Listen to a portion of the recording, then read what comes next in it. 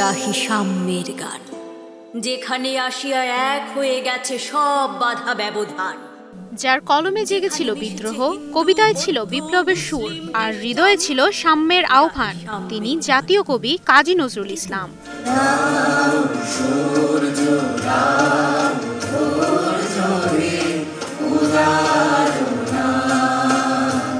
1976 সালের 29 আগস্ট চিরবিদায় নেন প্রেম ও দ্রোহের কবি। তার প্রয়াণ দিবসে জাতীয় নাট্যশালা মিলনায়তনে সাম্যের অগ্নিশিখা শিরোনামে এই সাংস্কৃতিক সন্ধ্যার আয়োজন করে শিল্পকলা একাডেমি, যেখানে গান, কবিতা আর নৃত্যের ছন্দে তুলে ধরা হয় কাজী নজরুলের সাম্যবাদী চেতনাকে।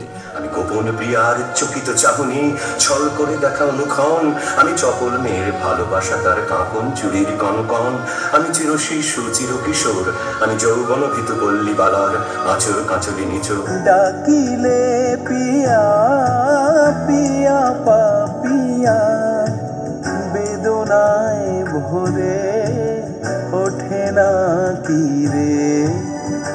এমন অসংখ্য কালজয়ী সৃষ্টিতে আজও অমর হয়ে আছেন কাজী নজরুল ইসলাম।